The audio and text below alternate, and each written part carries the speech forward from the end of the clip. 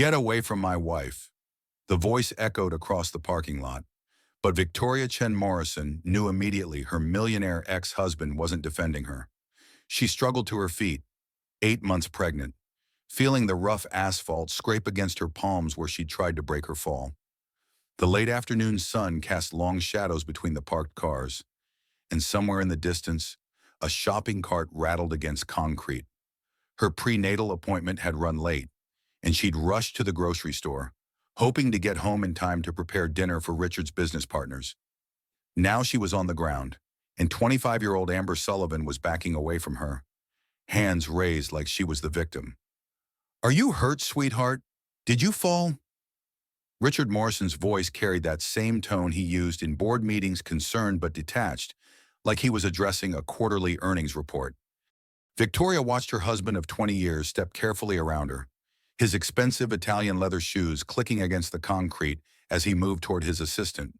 Not toward his pregnant wife who was bleeding from a scraped elbow, toward the woman who had just shoved her to the ground. "Richard," Victoria said, her voice steady despite the trembling in her hands. "She pushed me." "Oh my God, that's like totally not what happened," Amber said, her voice rising in that familiar uptalk that made every statement sound like a question. "She was being super aggressive, and I was just trying to get away from her." Victoria felt something shift inside her chest, like a door closing on a room she'd lived in for 2 decades. She pressed one hand against her belly, feeling their daughter kick restlessly, as if responding to the tension crackling through the air. "Victoria, you're clearly upset," Richard said, finally glancing down at her. His blue eyes the same ones that had convinced her to give up her architectural practice, to trust him with their finances, to believe that love meant making herself smaller, held nothing but cold calculation. "Maybe you should go home and rest." Three elderly women emerged from the grocery store, their conversation stopping abruptly as they took in the scene. A younger mother pushing a cart with twin toddlers slowed her pace, phone already in hand. "I saw the whole thing," the elderly woman with silver hair said, setting down her shopping bags. "That young woman pushed the pregnant lady deliberately. I watched her do it." "There must be some misunderstanding," Richard said, smoothing his tie. Even in crisis, he looked like he'd stepped out of a business magazine. "My wife has been under a lot of stress lately. The pregnancy has been difficult." Victoria felt heat rise in her cheeks. 20 years of having her reality questioned, her feelings dismissed, her concerns labeled as hormonal or irrational, or simply too much trouble to address. She'd become an expert at making Richard's version of events the only version that mattered, but not today. "The pregnancy isn't difficult," Victoria said, accepting the elderly woman's outstretched hand and pulling herself fully upright. "The marriage is difficult.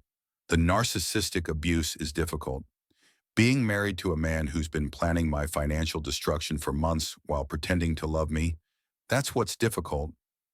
Amber's mouth fell open, and for the first time since Victoria had known her, she seemed at a loss for words. Richard's professional mask slipped for just a moment, revealing something cold and calculating underneath. "Victoria, you're being dramatic. People are watching." "Good," Victoria said. "Let them watch." The young mother with the twins had her phone out now, clearly recording. Another woman approached, introducing herself as a nurse, asking if Victoria needed medical attention. "Ma'am, are you okay?" the nurse asked, gently examining Victoria's scraped elbow. "Do you want me to call an ambulance?" "I'm fine," Victoria said, though she could feel adrenaline making her hands shake. "But I think I need to call the police." "Victoria, don't be ridiculous," Richard said, but his voice had lost some of its authority. "This is a private family matter." "Domestic violence isn't a private family matter," the silver-haired woman said firmly, "and financial abuse isn't either. I've seen this before. Honey, my daughter went through the same thing with her millionaire ex-husband. These men think their money makes them untouchable." Victoria looked around at the circle of women who had gathered, strangers who believed her story without question, who saw through Richard's polished exterior to the manipulative man underneath. For the first time in years, she felt like she wasn't crazy. 20 years, she said, more to herself than anyone else.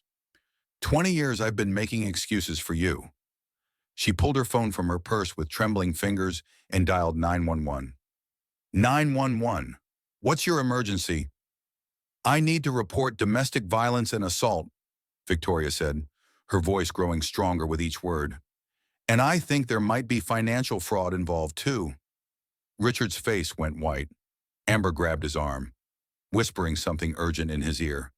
Ma'am, are you in immediate danger? The dispatcher asked.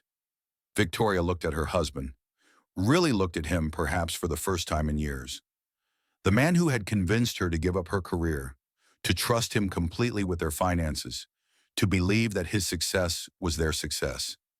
The man who had been systematically destroying her independence while she helped him build his empire. Not anymore, Victoria said. I don't think I'm in danger anymore. 6 hours earlier, the morning had started like any other Tuesday.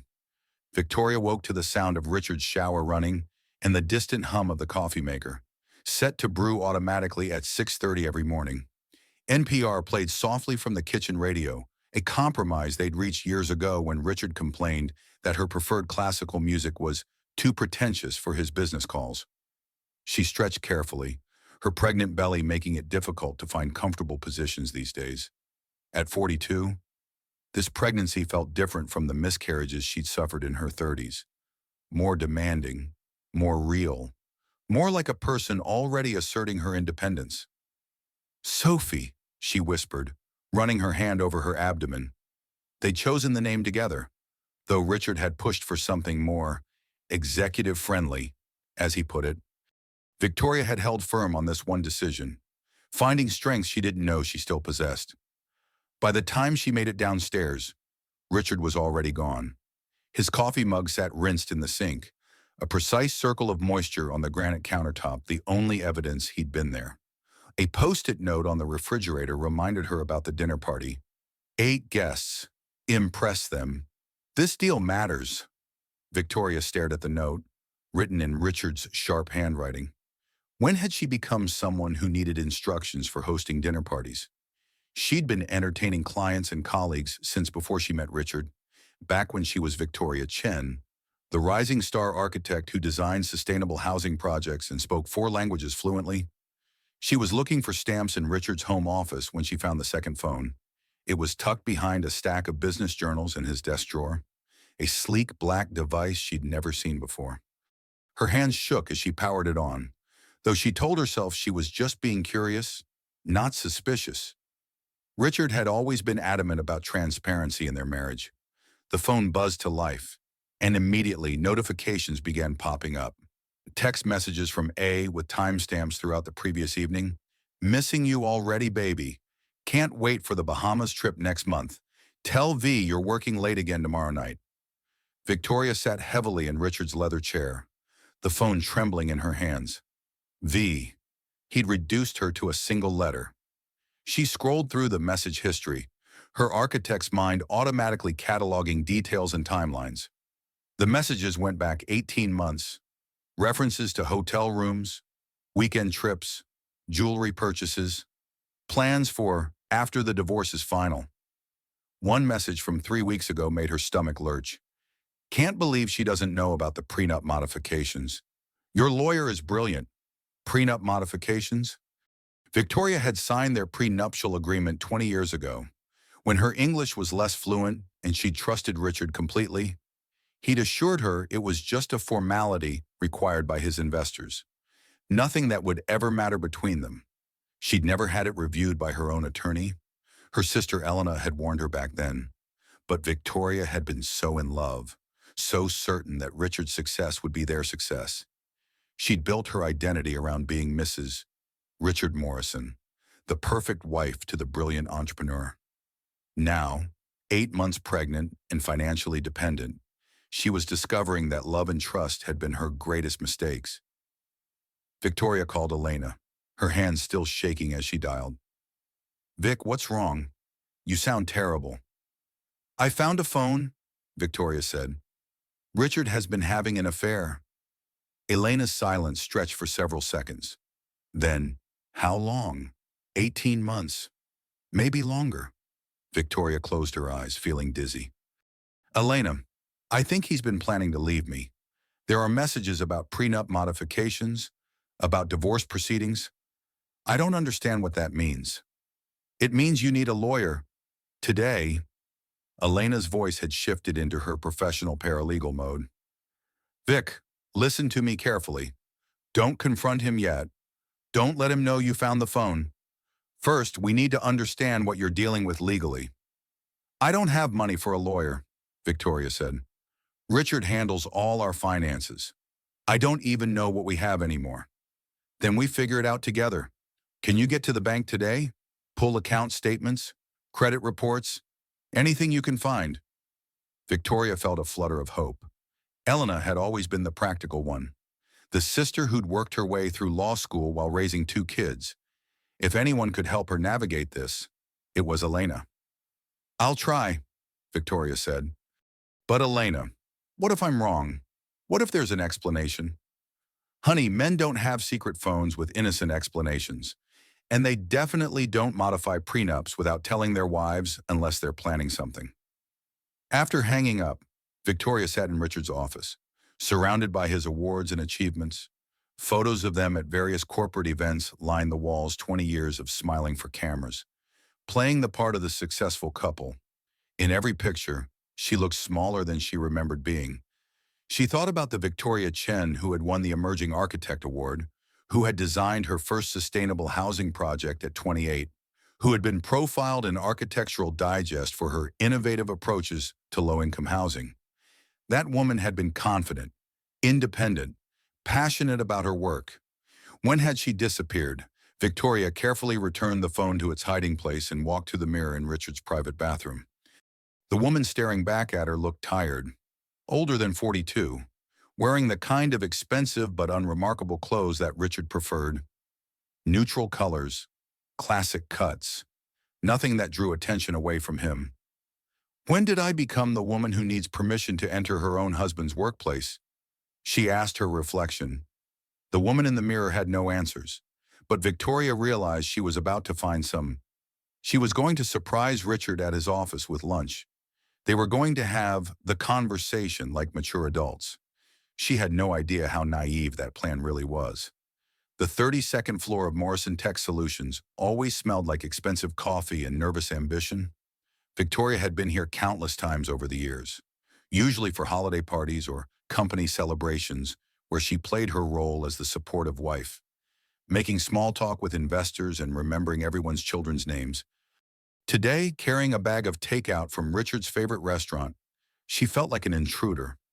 The elevator music, some generic classical piece that Richard's interior designer had chosen, seemed louder than usual as she rehearsed what she would say. She would be calm, rational, give him a chance to explain. Maybe there was some misunderstanding about the messages she'd found. Even as she thought it, Victoria knew she was lying to herself. 20 years of marriage had taught her to recognize Richard's deceptions, even when she chose to ignore them. The receptionist, a young woman Victoria had met several times but whose name she could never remember, looked up with barely concealed surprise. Mrs. Morrison. Mr. Morrison didn't mention you were coming in today. I wanted to surprise him with lunch, Victoria said, holding up the bag. Is he in his office? Actually, the receptionist glanced toward the corner office, then back at Victoria. He's in a meeting right now. Maybe I could call and let him know you're here. That's okay. I'll just wait in his office. We're married. I don't need an appointment. Victoria walked toward Richard's corner office with as much confidence as she could muster, aware of the conversations that had stopped as she passed, the curious glances from employees who'd known her for years but rarely saw her in the workplace. The door to Richard's office was closed, but Victoria could hear voices inside. She knocked lightly, then pushed the door open. Amber Sullivan was sitting behind Richard's desk, wearing Victoria's anniversary earrings. Victoria stood frozen in the doorway, the bag of takeout suddenly heavy in her hands. Those earrings, white gold and emeralds, had been Richard's gift on their 15th anniversary. He'd claimed they were lost during their move to the new house 3 years ago. Victoria had been heartbroken, not because of their value, but because they'd been the first gift he'd given her that felt truly personal, chosen specifically for her. Now they were hanging from another woman's ears. "Oh my God, you can't just walk in here," Amber said, standing quickly and smoothing her skirt. "Richard is in a very important meeting." "I'm his wife," Victoria said, though the words felt strange in her mouth. "I don't need an appointment." "Well, technically, you're about to be his ex-wife. So," Amber shrugged, playing with one of the stolen earrings, "maybe you should make an appointment next time." The casual cruelty of it hit Victoria like a physical blow. This woman, barely out of college, was wearing her jewelry and discussing her divorce with the breezy confidence of someone who'd already won. "Where is Richard?" Victoria asked. "Conference room B. Like I said, very important meeting." Amber's voice carried that same uptalk she used for everything, making her sound perpetually uncertain even when she was being deliberately cruel.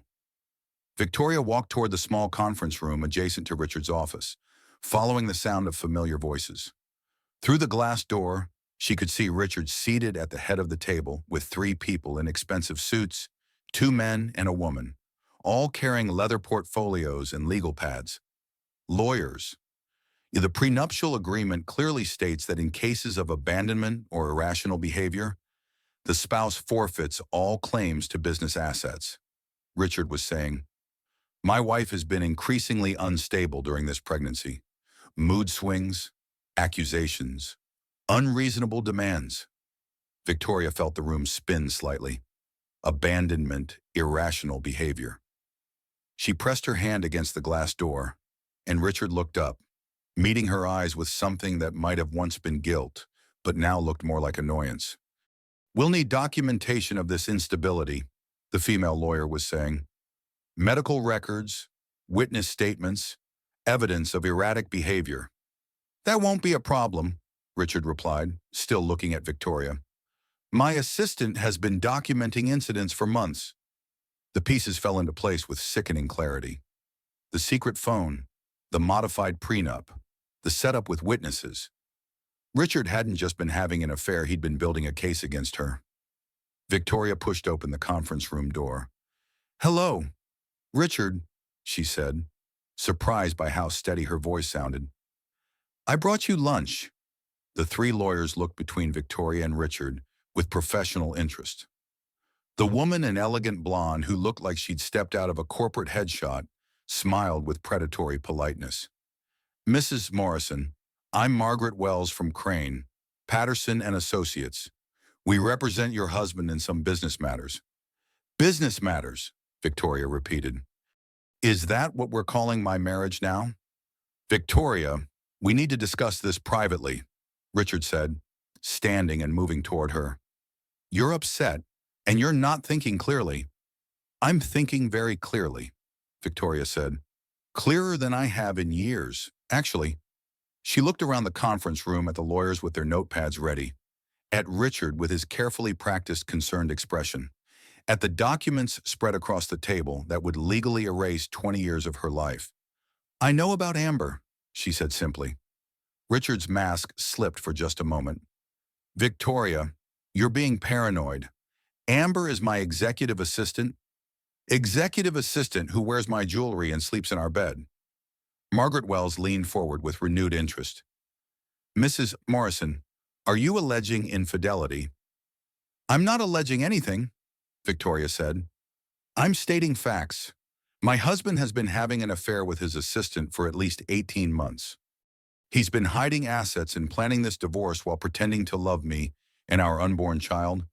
These are serious accusations," one of the male lawyers said. "Do you have evidence," Victoria realized, with crystal clarity, that she was completely unprepared for this conversation. She had no evidence with her, no legal representation, no understanding of her rights.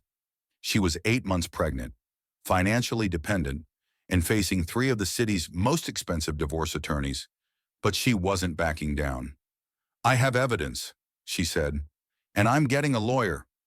"Victoria, be reasonable," Richard said. "The prenup is very clear about infidelity clauses." "What infidelity clauses?" Richard's smile was cold and familiar, the same expression he wore when closing difficult business deals. Infidelity by either party results in forfeiture of all marital assets and custody rights. You signed it. Victoria, I have the papers. The room tilted slightly. Victoria gripped the back of a chair, feeling Sophie kick restlessly inside her. But I wasn't the one who was unfaithful, she whispered. Richard's smile widened. Can you prove that Victoria sat in the parking lot outside Richard's building for 20 minutes, staring at her phone and trying to process what had just happened? The bag of takeout sat cooling in the passenger seat, Thai food from the restaurant where they'd had their first date 21 years ago. She'd been naive to think she could walk into his office and have a rational conversation. Richard had been planning this for months, maybe years. Every detail had been carefully orchestrated, from modifying the prenup to positioning Amber as a witness to Victoria's irrational behavior. Finally, she called the one person who might understand the legal implications. Elena, I need help. What happened? You sound shaky. I went to Richard's office. There were lawyers there, discussing my divorce. Elena, they said I signed away my custody rights to the baby. Elena's sharp intake of breath was audible through the phone.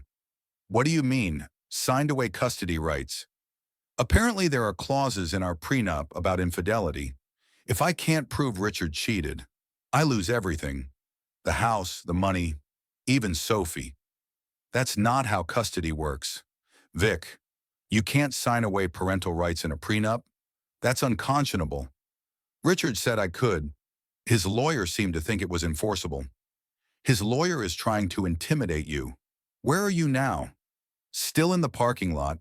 Elena, I'm scared.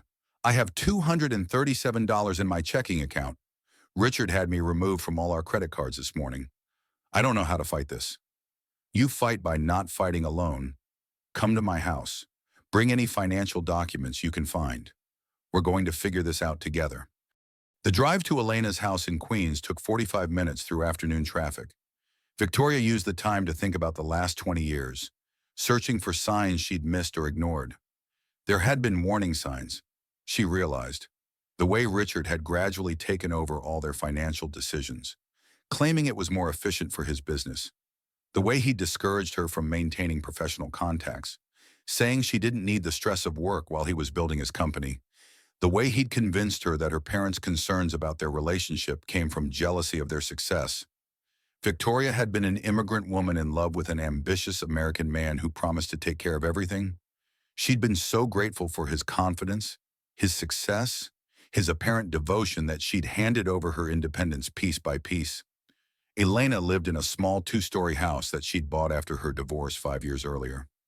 Unlike Victoria's carefully designed mansion, Elena's home felt lived in and comfortable, with family photos covering every surface and the lingering smell of whatever Elena had cooked for lunch. Okay, Elena said, clearing her kitchen table and spreading out a legal pad. Tell me everything you know about your finances. Victoria realized, with growing horror, how little she actually knew. Richard handled all their investments, their tax returns, their business accounts. She had access to one checking account for household expenses, but everything else was managed through his company. I used to know these things, Victoria said. When I had my architectural practice, I managed six-figure budgets, handled client contracts, understood every aspect of my business finances. What happened to your practice? I closed it when Richard's company started taking off. He said it was too stressful for me to work while he was building his empire. He convinced me that my job was to support his success. Elena made notes on her legal pad, her expression growing more concerned with each detail. Vic, this sounds like financial abuse. Classic pattern: isolate the victim from her support systems. Take control of all financial resources, then threaten her security if she doesn't comply. But Richard never threatened me. He always said he was protecting me. Protection that comes with strings attached isn't protection, it's control. Elena looked up from her notes. We need to get you legal representation immediately, and we need to understand what you actually signed 20 years ago. Victoria felt a flutter of hope mixed with terror. Can we fight this? Honey, prenups aren't magic contracts. They can be challenged, especially if they were signed under duress or without proper legal representation. Did you have your own lawyer review it before signing? Richard said it wasn't necessary. He said it was just a formality for his investors, that it would never matter between us. Elena's expression darkened. Of course he did. Classic manipulation, make the victim think she's being unreasonable for wanting protection. They spent the next 2 hours going through every document Victoria could remember, every financial account she'd ever had access to, every asset that might be hidden in Richard's complex business structure. The good news, Elena said finally, is that rich men always leave paper trails. The bad news is that untangling them takes time and money. Time I don't have. He's moving fast. Elena, those lawyers looked like they were ready to file papers immediately. Then we move faster. Elena picked up her phone. I know someone who specializes in high-asset divorces involving financial abuse. She's expensive, but she's also brilliant. While Elena made the call, Victoria walked to the kitchen window and looked out at Elena's small backyard. A vegetable garden, a swing set left over from when Elena's kids were young, laundry hanging on a line because Elena said machine dryers were wasteful. It was humble compared to Victoria's sprawling estate, but it felt like freedom. Elena finished her call and joined Victoria at the window. Sarah Chen, no relation. Despite the name, can see you tomorrow morning. She's already worked on cases like yours. Vic, she thinks we can challenge the prenup based on several factors, but we need evidence of Richard's infidelity and his financial manipulation. How do we get that? We start with what you already found, that phone, but we need more. Financial records, communication between Richard and his lawyers, evidence of asset transfers. Elena put her arm around Victoria's shoulders. Are you ready to fight for your life? Victoria felt Sophie kick, as if responding to the question. I'm ready, she said, for both of us. Victoria returned to the house she'd helped design at 7:30 that evening, when she knew Richard would still be at his office. Elena had given her a list of documents to find and photograph, along with strict instructions not to confront Richard until they understood the full scope of his deception. The house felt different as she walked through the front door, larger and emptier than she remembered. Richard had already removed several pieces of artwork, she noticed, including the landscape painting they'd bought together in Tuscany during their honeymoon. The spaces where pictures had hung showed slightly darker rectangles on the wall, like ghosts of their shared history.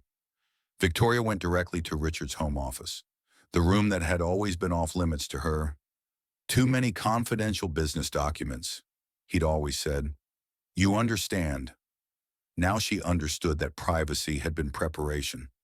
Following Elena's instructions, she photographed everything: bank statements, investment portfolios, tax returns, business contracts. Richard was methodical in his record-keeping, which worked in Victoria's favor. Every transaction was documented, every asset carefully cataloged. What she found made her stomach lurch. Richard had been systematically transferring marital assets into business accounts for the past 2 years. Their house, the one she designed, the one they'd built together, had been transferred to Morrison Tech Solutions 6 months ago. Their investment accounts had been liquidated and moved into offshore holdings. Even Victoria's jewelry, the pieces she'd inherited from her grandmother, had been appraised and moved into a safety deposit box she couldn't access. He'd been erasing her from their shared life with the precision of a forensic accountant. The home safe was hidden behind a false panel in Richard's bookshelf, a detail Victoria remembered from the house's construction. Richard had insisted on it for important documents, and Victoria had assumed it contained business contracts and insurance papers. The combination was still her birthday, a small irony that would have been funny if it weren't so pathetic. Inside the safe, Victoria found a folder labeled Exit Strategy in Richard's precise handwriting. The contents were devastating. Detailed financial records showing the systematic transfer of assets, property deeds and investment statements in names she didn't recognize. A timeline showing that Richard had been planning this divorce for 21 months, 3 months before she'd gotten pregnant. At the bottom of the folder was a document that made Victoria's hands shake as she read it. Custody Strategy, Victoria Chen Morrison. The document, written in legal language, outlined Richard's plan to prove Victoria was an unfit mother. References to emotional instability during pregnancy, irrational behavior patterns, and inability to manage financial responsibilities. A timeline for documenting incidents that corresponded exactly with Amber's employment as Richard's assistant. They hadn't just been having an affair, they'd been building a case against Victoria's sanity and competence as a mother. Victoria photographed everything, her hands steadier now that she understood the scope of what she was fighting. This wasn't about love or betrayal, it was about control and money, and Richard had been playing a game she didn't even know existed. She was replacing the documents when she heard the front door open. "Victoria, are you home?" Richard's voice carried through the house, along with the sound of high heels clicking on marble floors. He'd brought Amber home. Victoria quickly closed the safe and moved to Richard's desk, pretending to look through drawers for something innocuous. She could hear their voices getting closer, Amber's laughter mixing with Richard's lower tones. "Told the lawyers that she seemed unstable when she showed up today," Amber was saying. "Like, super emotional and paranoid. It was actually perfect timing." "We need more documentation," Richard replied. "Sarah says the judge will want to see a pattern of erratic behavior." They were discussing her like a problem to be solved, an obstacle to be removed. Victoria felt something cold and clear settle in her chest, replacing the hurt and confusion she'd been carrying all day. She wasn't going to hide anymore. Victoria walked out of the office and into the hallway, meeting Richard and Amber as they headed toward the stairs. "Hello, Richard. Amber." Richard stopped short, his expression shifting quickly from surprise to calculated concern. "Victoria, sweetheart, you look upset. Are you feeling okay?" "I'm feeling very clear, actually." Victoria looked at Amber, who was wearing a dress Victoria recognized from her own closet. "Nice dress, Amber. I have the same one." "Richard said you didn't mind if I borrowed some things," Amber said, though her voice had lost some of its usual confidence. "Richard says a lot of things." Victoria turned back to her husband. "We need to talk." "Of course, darling." "Amber, why don't you wait upstairs, Victoria, and I need to have a private conversation." "Actually," Victoria said, "I think Amber should hear this, since she's so involved in our marriage." Richard's mask slipped slightly. "Victoria, you're being dramatic. Amber is here because we're working on the Peterson acquisition. You know how important that deal is." "Is that what we're calling it?" Victoria felt strangely calm, like she was watching the scene from outside her own body. "The Peterson acquisition." "You're being paranoid," Richard said, but his voice had taken on an edge Victoria recognized from his difficult business negotiations. "The pregnancy hormones are making you irrational." "The pregnancy hormones," Victoria repeated. "That's going to be your defense. That I'm too hormonal to understand reality." "I'm concerned about you," Richard said. "This behavior isn't normal. Victoria, maybe you should talk to someone professional." It was exactly the kind of manipulation Victoria had been subjected to for years, have her own perceptions questioned, her reality reframed as mental illness, her concerns dismissed as emotional instability, but now she knew it was deliberate. "I've been talking to someone professional," Victoria said. "A lawyer. She's very interested in your exit strategy documents." Richard went very still. "What documents?" "The ones in your safe, behind the bookshelf." "You really should change the combination. Using my birthday is a security risk." For the first time in 20 years, Victoria saw genuine fear cross Richard's face. "You went through my private files. I went through our marital assets. Yes, all those transfers to offshore accounts, all those property deeds in fake names. Very thorough work. Richard, you should be proud." Amber looked between them with growing confusion. "What's she talking about?" "Nothing," Richard said quickly. "Victoria's having some kind of breakdown. The stress of pregnancy." "Stop," Victoria said. and something in her voice made both of them freeze. Stop lying. Stop gaslighting me. Stop pretending this is about my mental health when it's about your greed and your narcissistic abuse. You're trespassing, Richard said, his voice turning cold. This isn't your house anymore. Victoria, I could have you arrested. Actually, you can't, because despite all your careful planning, I still have legal rights to this property until our divorce is final. My lawyer explained that to me today. Your lawyer, Sarah Chen, she specializes in high-asset divorces involving financial abuse. She's very excited to meet you in court. Richard stepped closer, and for the first time in their marriage, Victoria felt physically threatened by him. You're making a mistake, he said quietly. You have no idea what you're up against. I will destroy you in court. I will take everything, including our daughter. And when I'm done, you'll have nothing. I already have nothing, Richard. You made sure of that. Victoria moved toward the front door. But nothing means I have nothing left to lose. Where are you going? Somewhere safe, somewhere you can't control me anymore. Victoria walked toward the door, feeling lighter with each step. Behind her, she could hear Richard's voice rising, Amber asking confused questions, the sound of her marriage finally collapsing under the weight of its own lies. She was almost at her car when Amber caught up to her. Victoria, wait. Amber grabbed her arm and Victoria turned, surprised by the desperation in the younger woman's voice. What? You can't just leave like this. Richard loves you. He's just stressed about the business, and the baby coming, and all the pressure. Amber, Victoria said gently. He's been planning to divorce me since before I got pregnant. He's been moving our assets out of my reach for 2 years. This isn't about stress or business pressure. This is about control. But he said you were the one who wanted to leave. He said you threatened him. Victoria felt a wave of pity for the young woman. Amber, someday you're going to realize that everything Richard told you about me was a lie designed to make you complicit in destroying my life. When that happens, I hope you'll remember this conversation. She got in her car and drove away, leaving Amber standing in the driveway of the house Victoria had designed but no longer owned. For the first time in months, Victoria felt like she could breathe.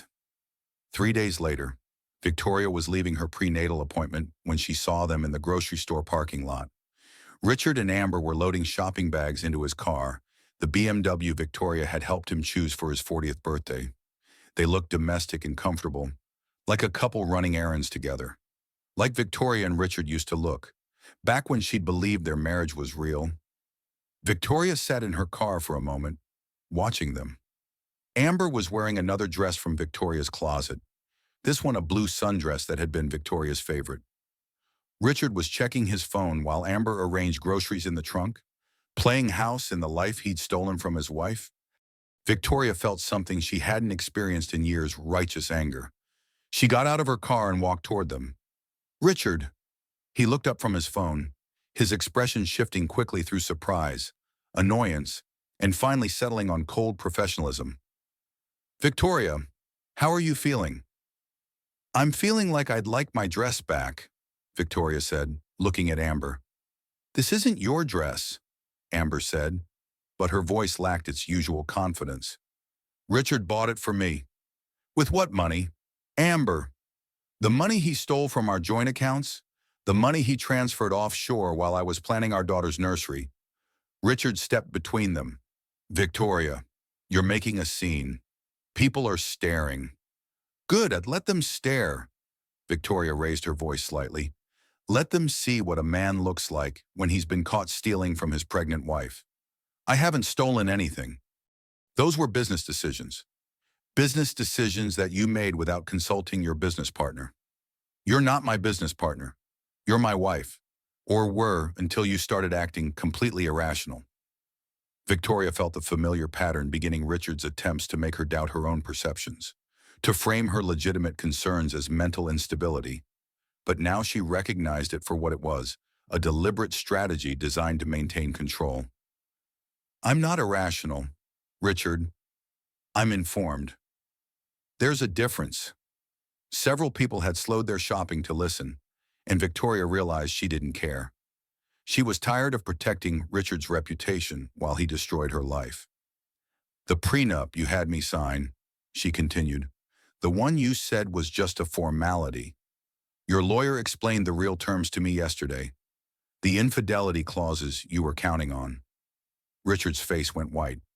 "Victoria, stop. The interesting thing about infidelity clauses is that they work both ways. If you can prove I cheated, I lose everything. But if I can prove you cheated," Victoria smiled, "well, let's just say your offshore accounts become very relevant to our divorce settlement." "You can't prove anything," Richard said, but his voice had lost its authority. "Can I secret phones, hotel receipts, witnesses who saw you with Amber long before you separated from me? My lawyer is very thorough." "Richard, she's already subpoenaed your business records." Amber looked confused and increasingly uncomfortable. "Richard, what is she talking about? You said you were separated." "We were separated," Richard said quickly. "Victoria moved out months ago." "I moved out 3 days ago," Victoria said. "After I discovered your exit strategy documents. The ones where you detailed your plan to steal our assets and frame me as an unfit mother. That's not what those documents were." "What documents?" Amber asked, her voice rising. "Richard, what documents?" Victoria felt a moment of sympathy for the younger woman. Amber had been manipulated too, though she'd been a willing participant in destroying Victoria's marriage. "Richard didn't tell you about his systematic financial abuse?" Victoria asked. "About how he's been planning this divorce for almost 2 years. About how he transferred our house, our investments, even my grandmother's jewelry into accounts I can't access." "That's not true," Amber said, but she was looking at Richard with growing suspicion. "It's all documented," Victoria said. "Every transfer, every hidden asset, every lie he told both of us." Richard stepped closer to Victoria, his voice dropping to a threatening whisper. "You're going to regret this. I will make sure you lose everything, including our daughter. I have resources you can't imagine." "And I have the truth," Victoria said, "which is more powerful than you think." Richard grabbed Victoria's arm, his fingers tight enough to leave marks. "Get in your car and go home. Stop embarrassing yourself. Let go of me. You're being hysterical. People are watching. Good. Maybe they should watch. Maybe they should see how you treat the mother of your child." Richard's grip tightened, and Victoria realized that everything had been leading to this moment. 20 years of subtle control, financial manipulation, and emotional abuse were crystallizing into this single act of physical aggression. "Let go of my arm, Richard. Not until you calm down and stop making wild accusations." Amber suddenly pushed Victoria hard in the chest, sending her stumbling backward. "Leave him alone," Amber shouted. "You're just a bitter ex-wife who can't handle being replaced." Victoria, 8 months pregnant and off balance, fell backward onto the asphalt. Pain shot through her tailbone and upper spine, and she felt a sharp cramp in her abdomen that made her gasp. The parking lot went quiet except for the distant sound of traffic and someone's car alarm going off several rows away. "Get away from my wife," Richard shouted. But he was moving toward Amber, not Victoria, and Victoria finally understood that her 20-year marriage was truly over. "Are you hurt, sweetheart? Did you fall?" Victoria lay on the rough asphalt, staring up at the late afternoon sky, listening to her husband comfort the woman who had just assaulted her. The baby kicked restlessly inside her, responding to Victoria's elevated heart rate and the adrenaline flooding her system. "I'm okay, I think," Amber said, her voice shaky now. "She was being so aggressive, and I was just trying to protect you." "I know, darling. I know." Victoria pressed her hands against the ground and pushed herself up to sitting, feeling the scrape of concrete against her palms. Her tailbone throbbed, and she could feel blood from a scraped elbow seeping through her shirt sleeve. "Ma'am, are you okay?" An elderly woman with silver hair was approaching, carrying grocery bags in both hands. Behind her, Victoria could see other shoppers slowing their pace, phones emerging from purses and pockets. I saw the whole thing, the woman continued, setting down her bags and kneeling beside Victoria. That young woman pushed you deliberately. I watched her do it. There must be some misunderstanding, Richard said, finally turning his attention to Victoria. My wife has been under a lot of stress lately. The pregnancy has been difficult. She's been having mood swings, making accusations. The pregnancy isn't difficult, Victoria said, accepting the elderly woman's help to stand. The narcissistic abuse is difficult. A younger woman with twin toddlers in her shopping cart approached, her phone already recording. Are you okay? Do you need me to call an ambulance? I'm a nurse, another woman said, emerging from behind a parked car. Let me take a look at that arm.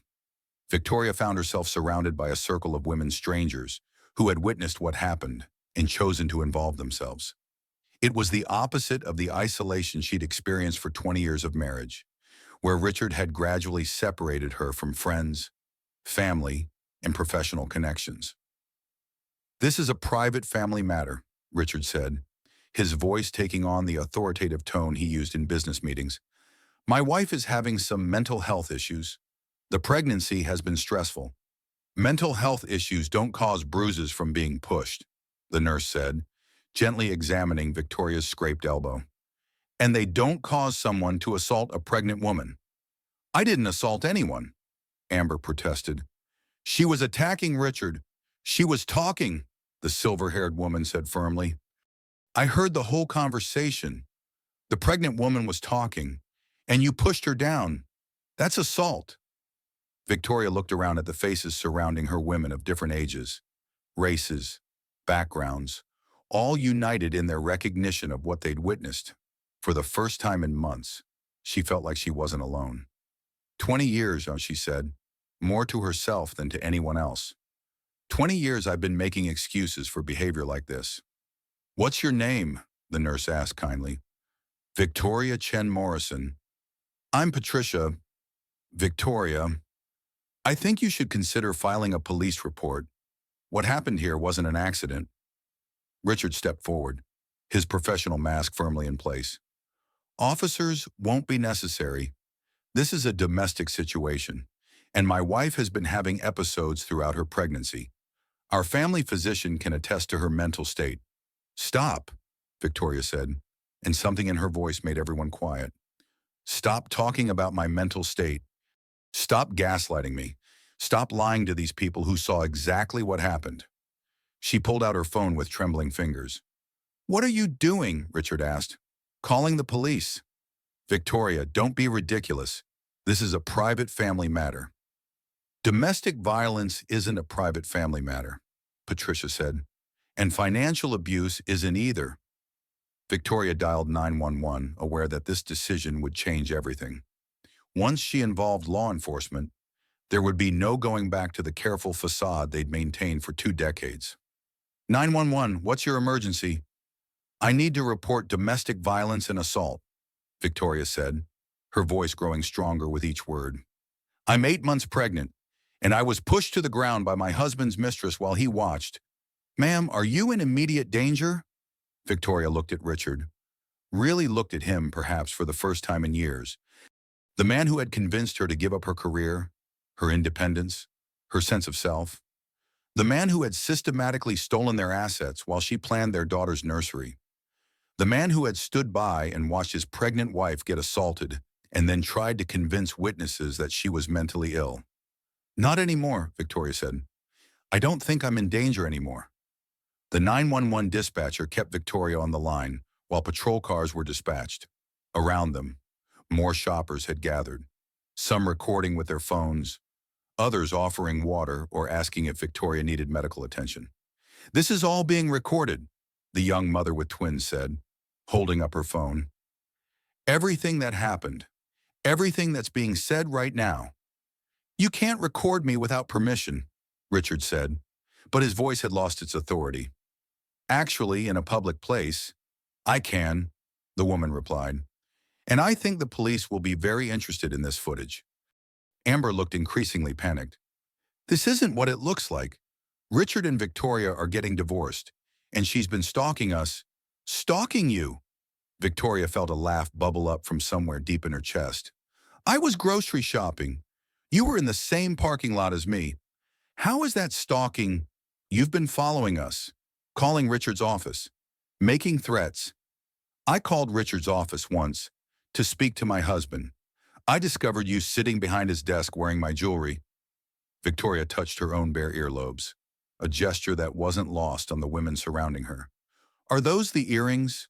Patricia asked, looking at Amber.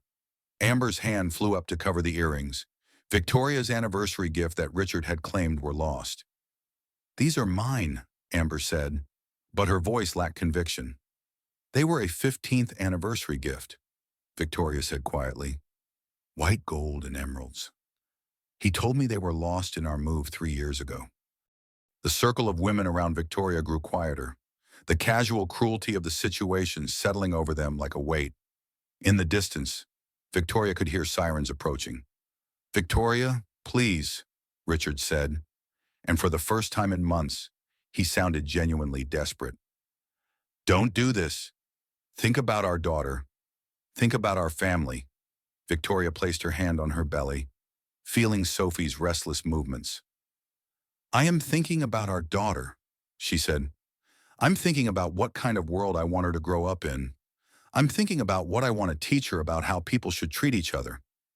The police cars pulled into the parking lot, their red and blue lights reflecting off the surrounding vehicles. I want to teach her, Victoria continued, that women don't have to accept abuse, that women support each other, that the truth is more powerful than money or manipulation.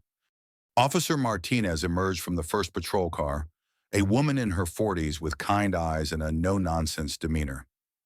Ma'am, you called about an assault. Yes, Victoria said. My name is Victoria Chen Morrison. This is my husband, Richard Morrison, and his assistant, Amber Sullivan.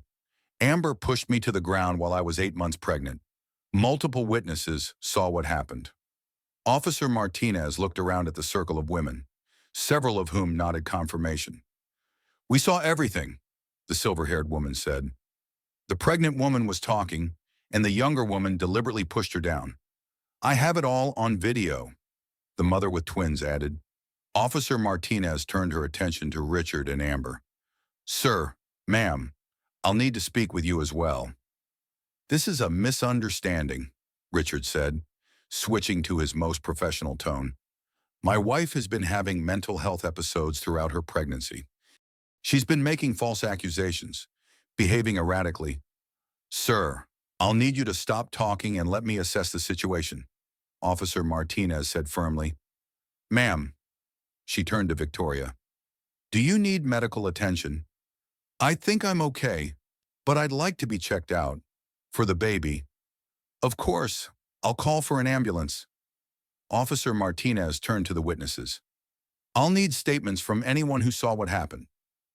As the police began taking statements and photographing Victoria's injuries, she realized that this moment standing in a grocery store parking lot, surrounded by strangers who believed her story, was the moment her new life began. For 20 years, she'd been isolated, controlled, made to doubt her own perceptions. Now she was surrounded by women who had witnessed the truth and refused to let it be dismissed or explained away.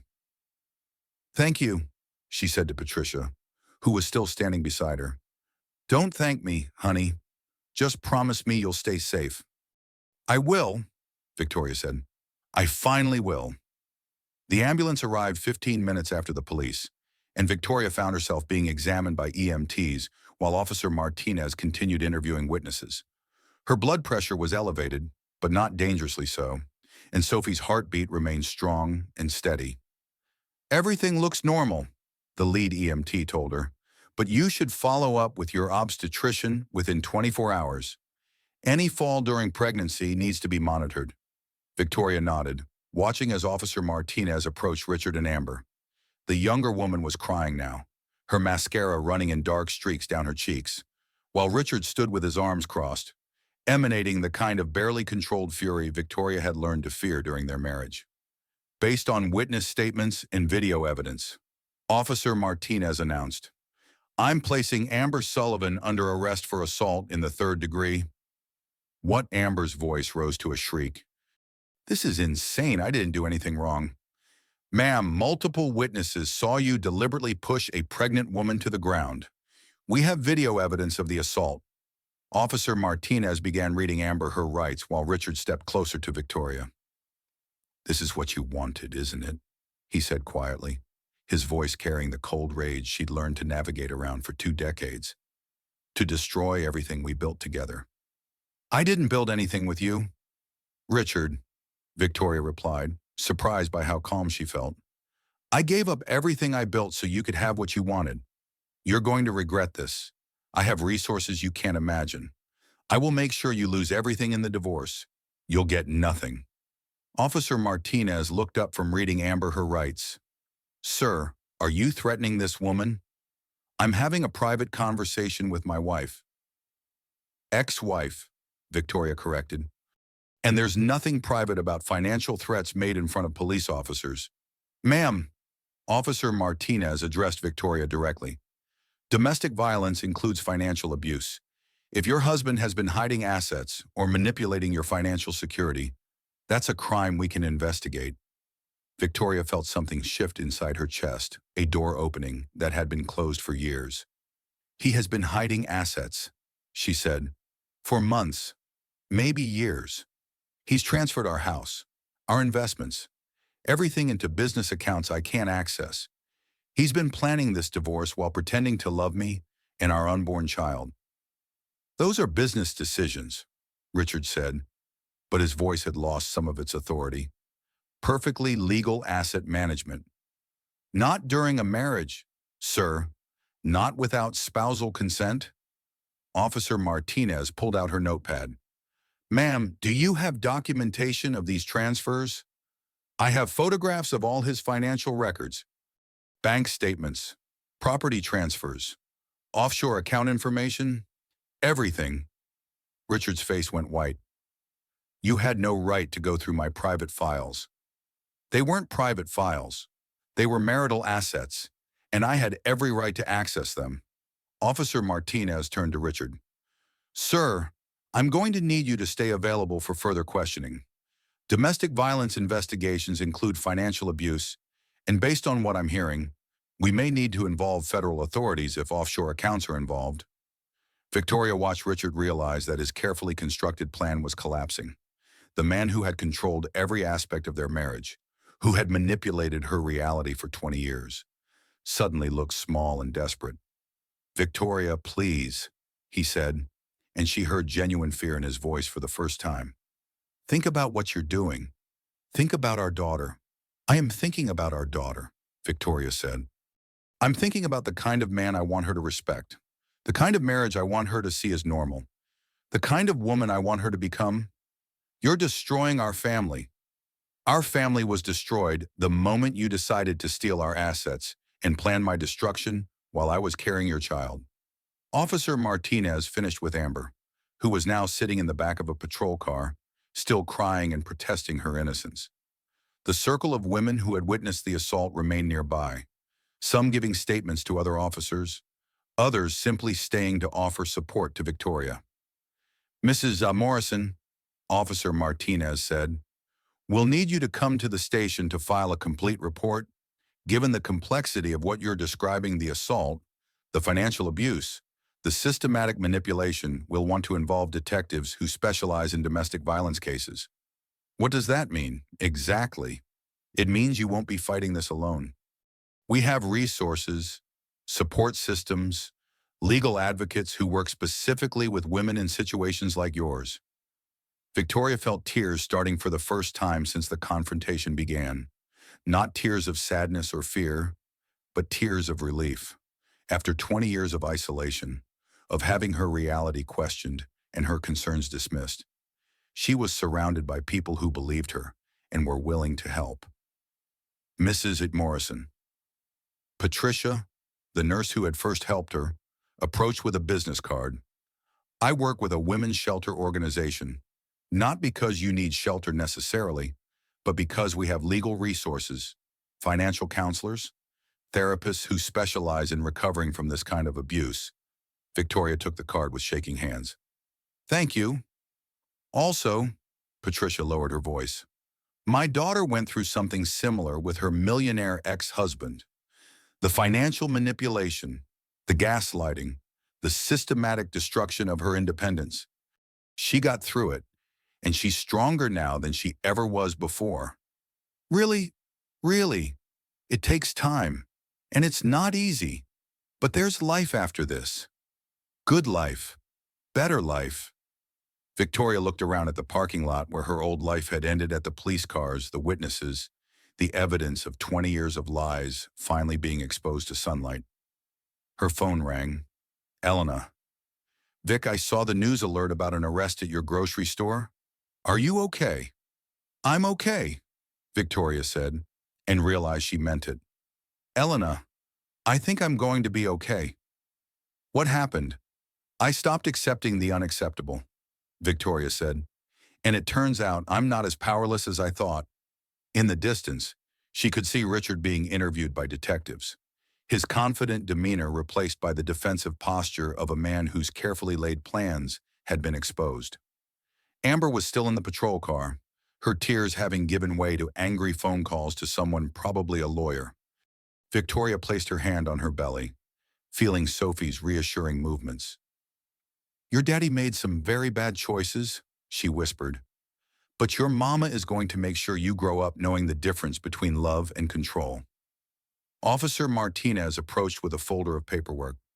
Mrs. Art Morrison, are you ready to tell us everything?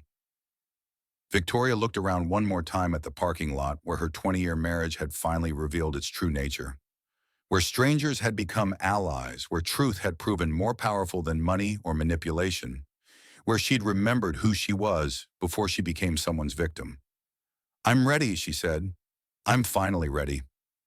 6 weeks later, Victoria sat in her new apartment in Queens, 3 blocks from Elena's house, watching the morning news while feeding Sophie Elena Morrison Chen.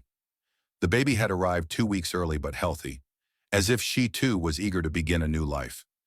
The news anchor was discussing Richard's indictment on federal charges of money laundering and tax fraud. The investigation that had begun with Victoria's domestic violence report had uncovered a complex web of financial crimes involving offshore accounts, hidden assets, and falsified business records. Morrison Tech Solutions has been placed under federal oversight pending investigation, the anchor reported.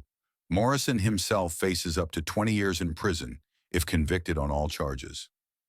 Victoria muted the television and looked down at Sophie, who was studying her mother's face with the intense concentration of a newborn. Your father is a criminal, Victoria said gently.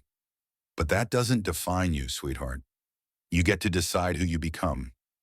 The divorce settlement had been finalized the previous week. Thanks to the evidence Victoria had gathered in the federal investigation that followed, she'd received 60% of the marital assets, including the house she'd designed, which she'd immediately sold. The proceeds, combined with her portion of Richard's business interests, had left her financially independent for the first time in 20 years. More importantly, she had full custody of Sophie. Richard's legal troubles and the documented evidence of his systematic abuse had convinced the family court that he was unfit for shared custody, though he retained supervised visitation rights once per month. Victoria had chosen not to pursue those visits. Sophie deserved better than a father who saw her as a bargaining chip. Elena knocked on the apartment door, letting herself in with the spare key Victoria had given her. How are my girls today? Elena asked, settling onto the couch next to Victoria. Sophie slept for 4 hours straight last night. I'm starting to remember what it feels like to be human. And how are you feeling about starting work again? Victoria smiled. The architectural firm of Chen and Associates, her new company, was opening next month.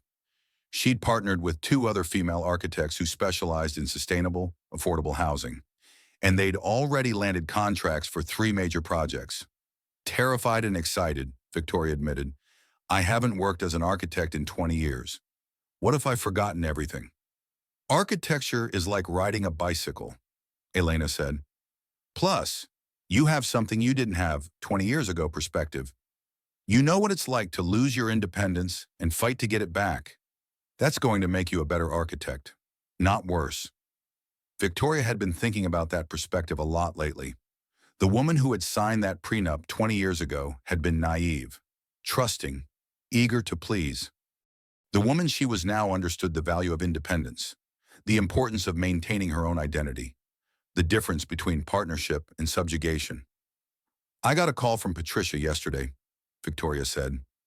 The nurse from the parking lot.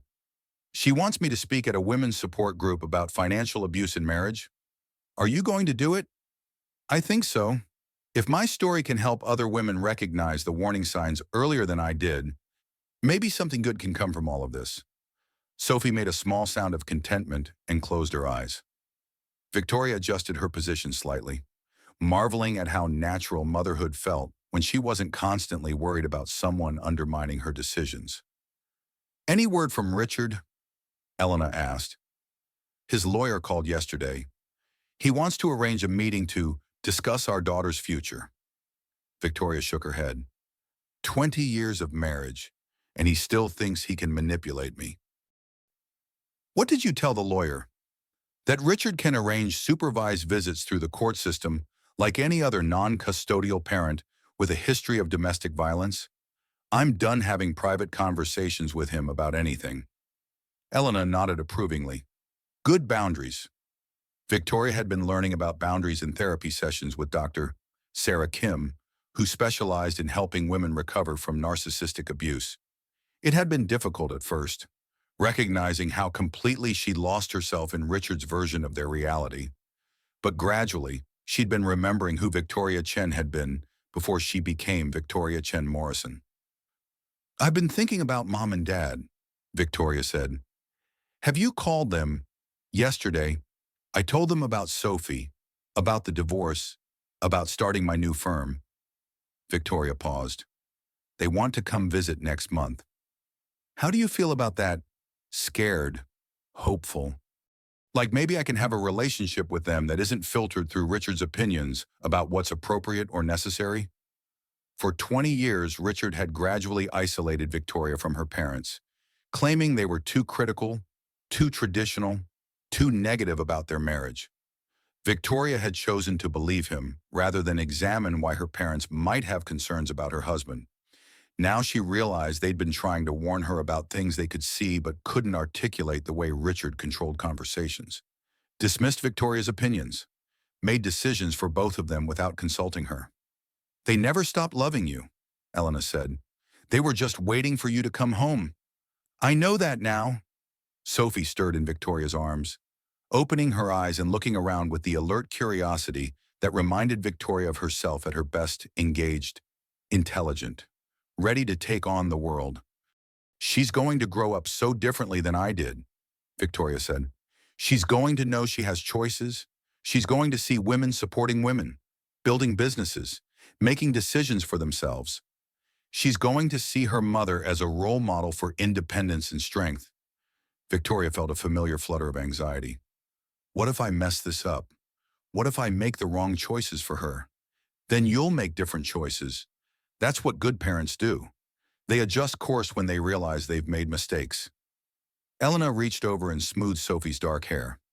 But Vic, you've already made the most important choice. You chose truth over comfort.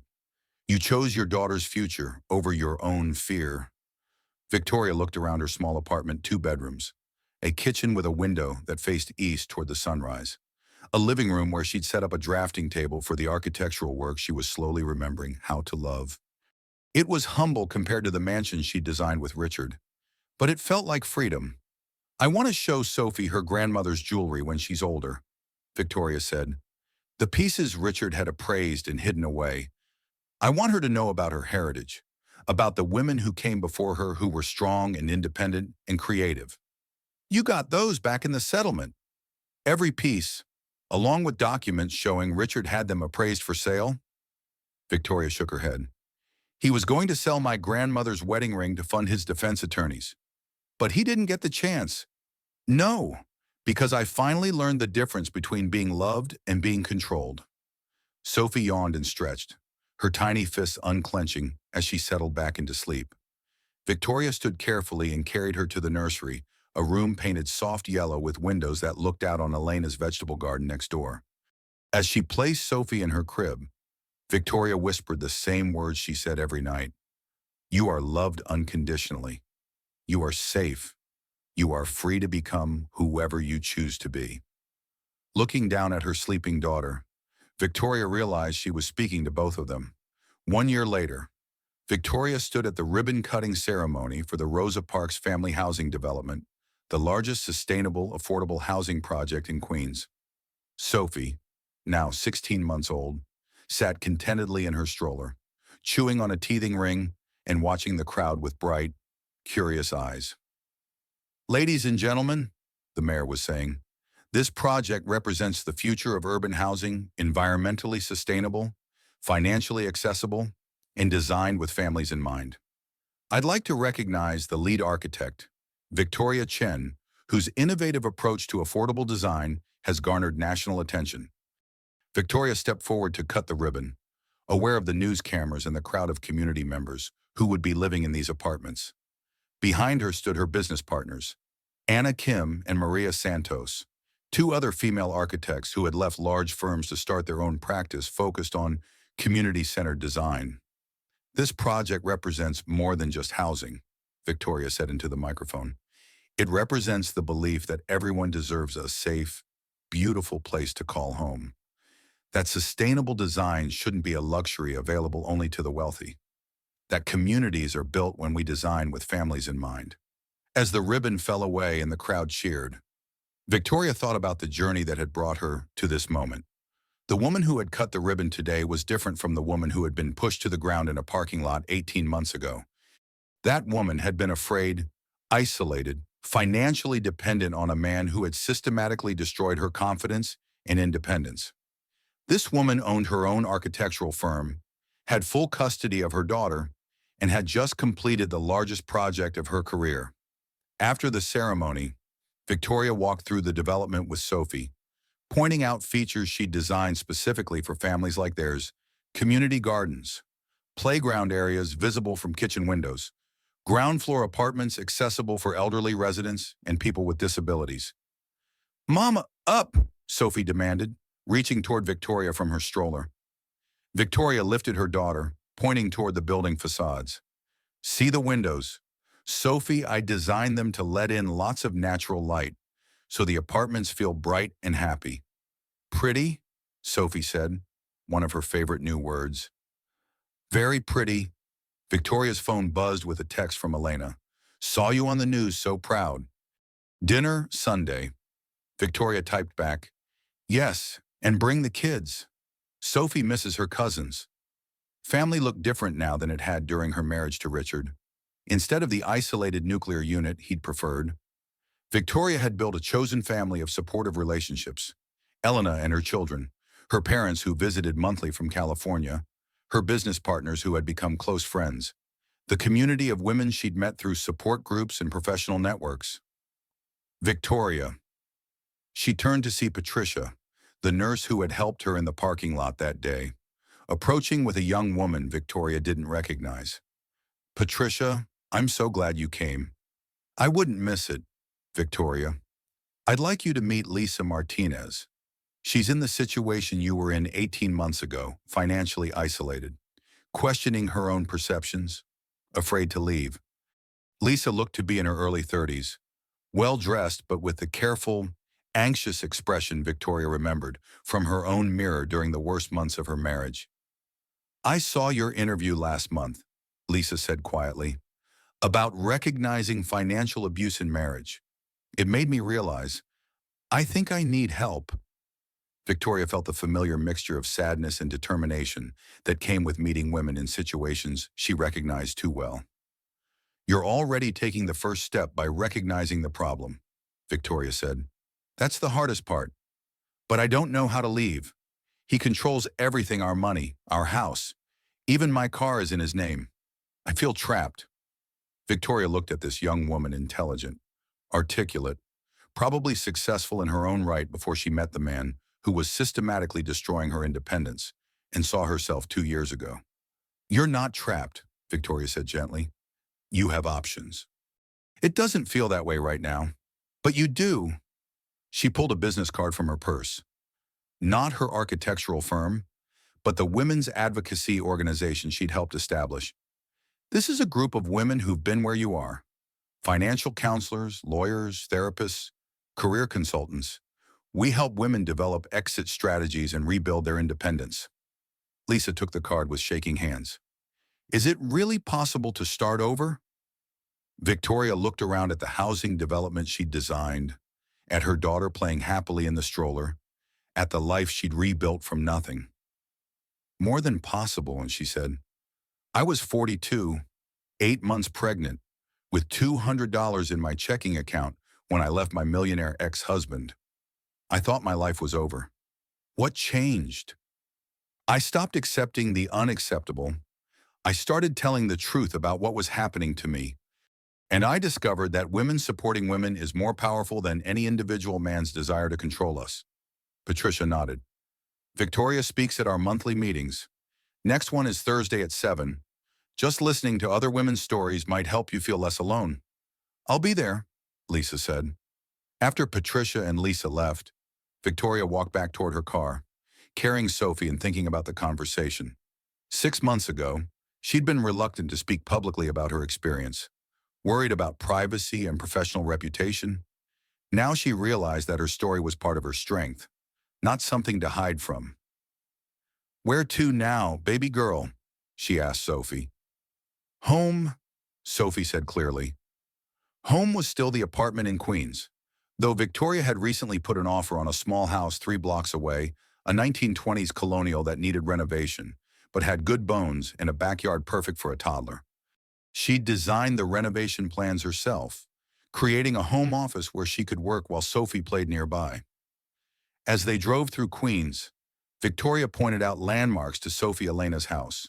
The park where they walked on Sunday mornings, the coffee shop where Victoria worked on architectural plans while Sophie napped. That's where Mama works sometimes, Victoria said, pointing to the coffee shop. And that's where Aunt Elena lives.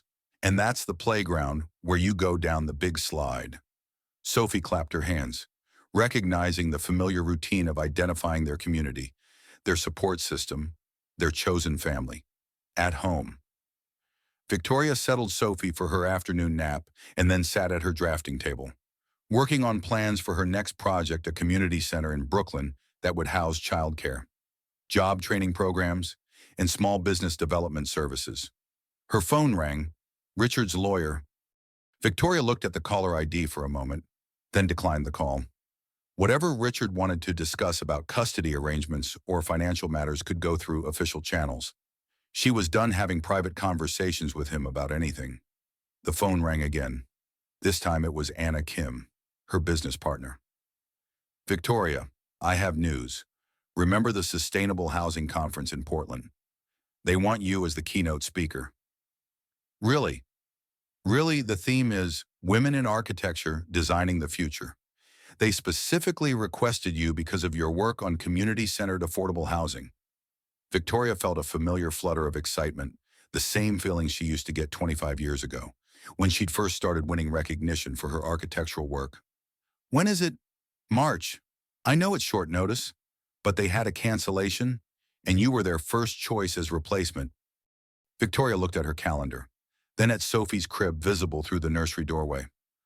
I'll need to bring Sophie. They're providing childcare for speakers. Apparently, several other presenters are bringing children too. A year ago, Victoria would have automatically said no, worried about the logistics of travel with a baby, concerned about professional appearances, afraid of being judged as unprofessional.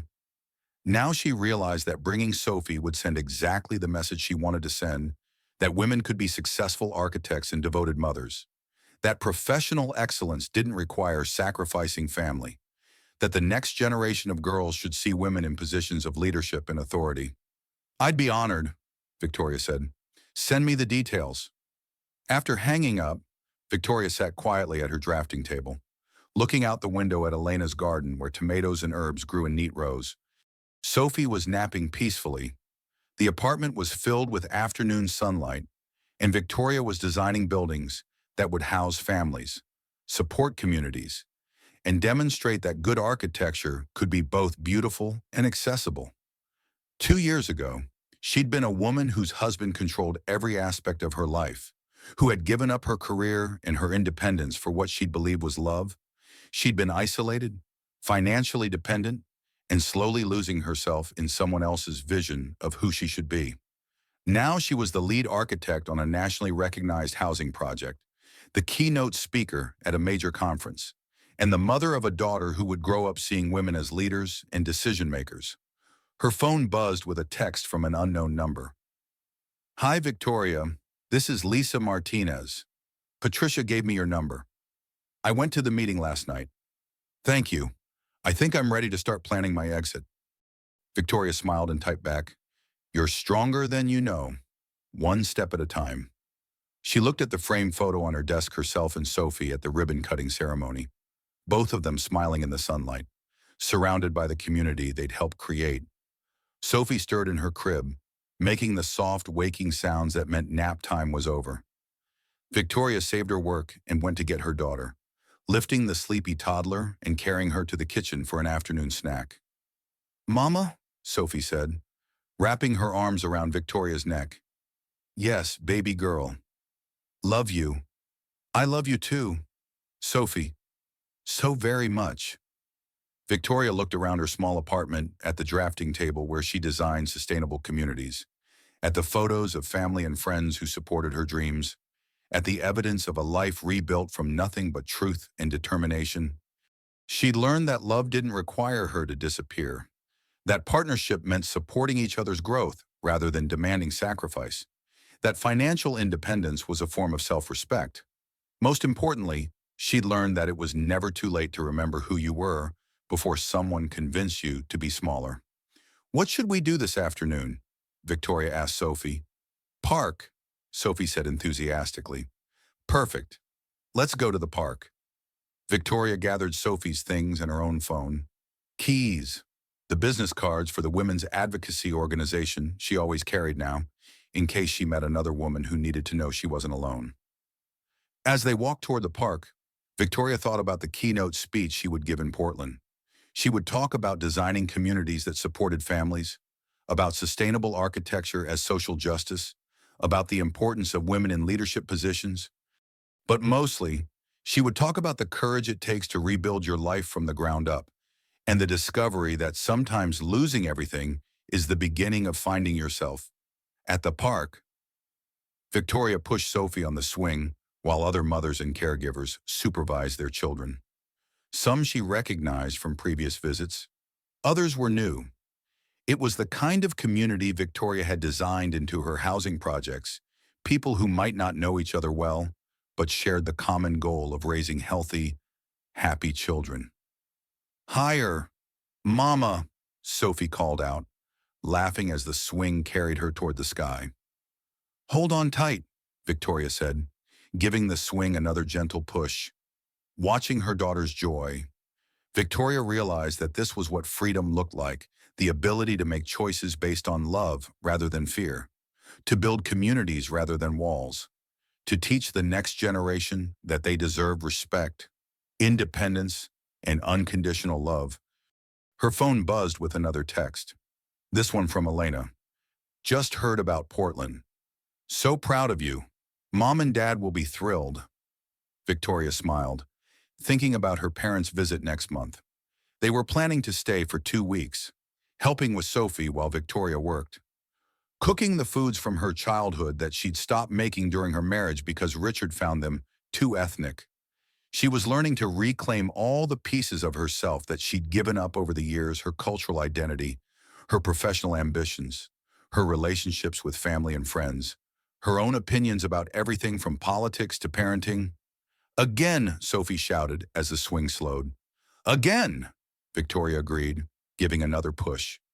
As the sun began to set over Queens, painting the sky in shades of pink and orange, Victoria felt a deep sense of gratitude for the journey that had brought her to this moment. The parking lot confrontation that had ended her marriage had also been the beginning of her real life. She was no longer someone's wife, someone's victim, someone's carefully controlled asset. She was Victoria Chen, architect and mother, community builder and survivor. A woman who had learned that the most important foundation she could build was her own independence. "Time to go home, sweetheart," Victoria said, lifting Sophie from the swing. "Home," Sophie repeated happily, pointing toward their apartment building visible in the distance. Home to the life they'd built together, the community they'd chosen, the future they were creating one decision at a time. Victoria Chen had finally come home to herself,